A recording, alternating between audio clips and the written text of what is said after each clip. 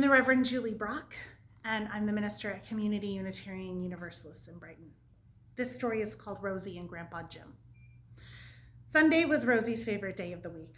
On Sunday, Rosie got to go to church and see so many of her friends. She got to play tag with Luke and sing songs with Allie, but most of all, she liked to hear stories from Grandpa Jim. Grandpa Jim had become Rosie's grandpa a few years ago when Rosie's mom had married Grandpa Jim's son.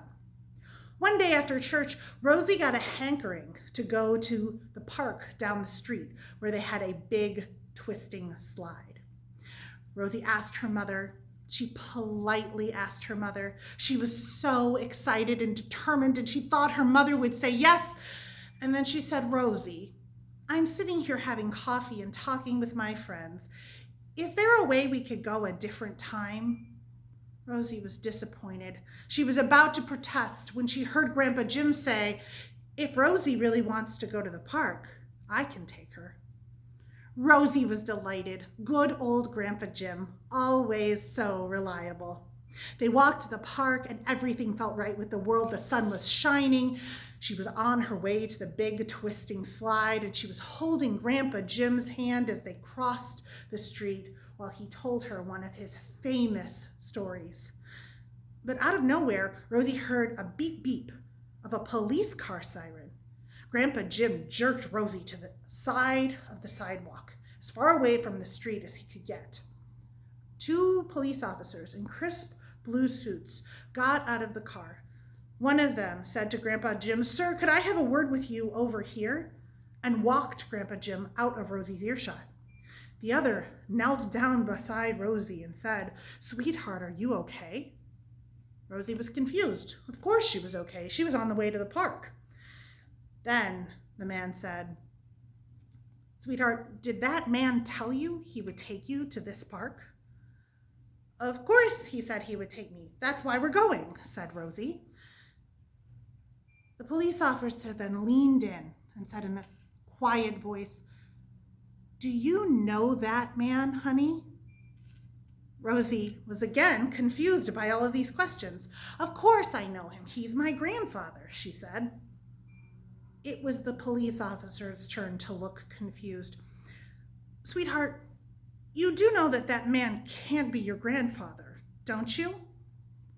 Rosie was taken aback. "Why can't that man be my grandfather?" asked Rosie.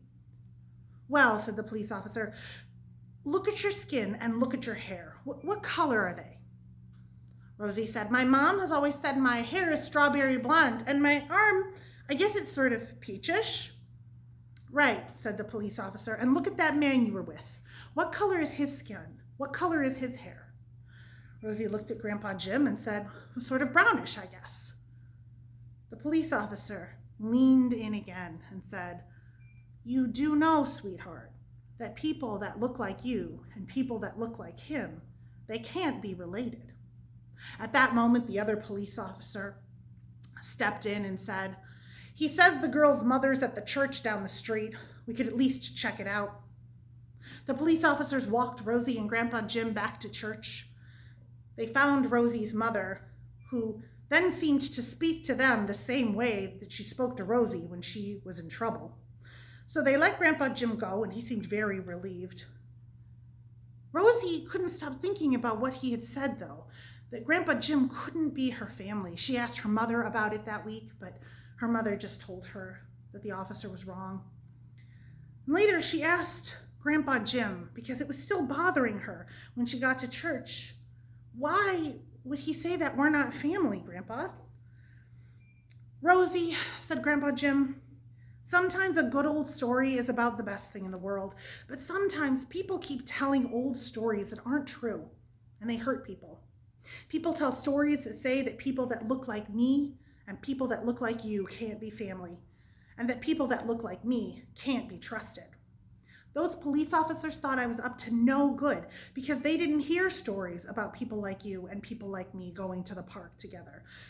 I could have gotten in real trouble if it weren't for your mother."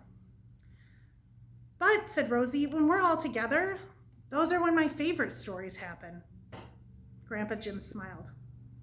Well, Rosie, then those are the new stories we need to learn to tell.